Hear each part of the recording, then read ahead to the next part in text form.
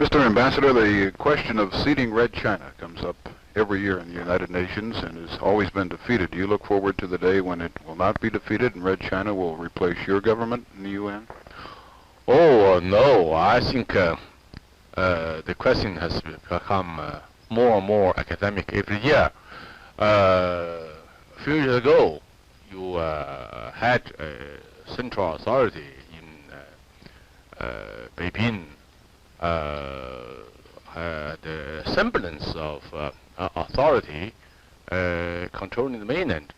And nowadays, because of the power struggle, because of the growing opposition by the people, and that central authority is disintegrating. So you find more than one regime on the mainland. They do not represent the people because they are not elected, and they do not work for the interest of the people.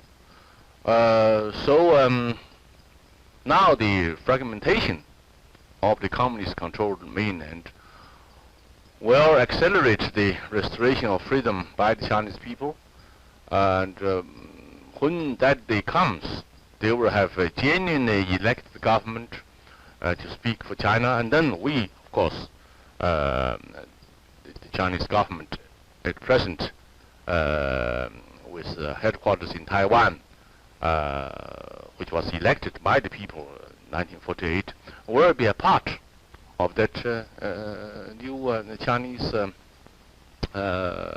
system. The question then will be resolved in the United Nations. Then you would have only the genuine government representing the Chinese people.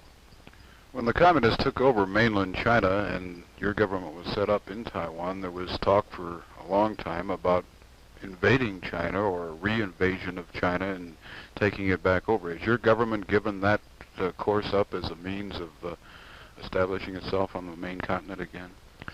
As I just said, the government I have the honor to represent was elected by the Chinese people in 1948. It's only because of the confusion and the economic collapse on the mainland that we had to move to Taiwan. Ever since our removal to Taiwan, we have been determined to build up this island into a showcase of democracy, and we want to introduce this to the whole of the mainland. So it will be a political operation with the support of the Chinese people as a whole on the mainland. It's not an invasion, a reconquest, but rather to join hands with the people there to work out a new program. Do your island still experience any shelling from the mainland, as was common for a number of years, actually? Yes, since 1958, we have had the so-called odd-day warfare on the offshore islands, not on Taiwan Island itself, but the two offshore islands close to the mainland.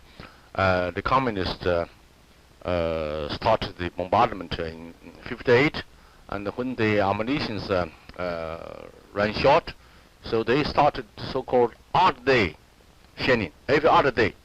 Of course, it's mainly propaganda literature, but sometimes there are still live shares. This so-called odd-day warfare is still going on.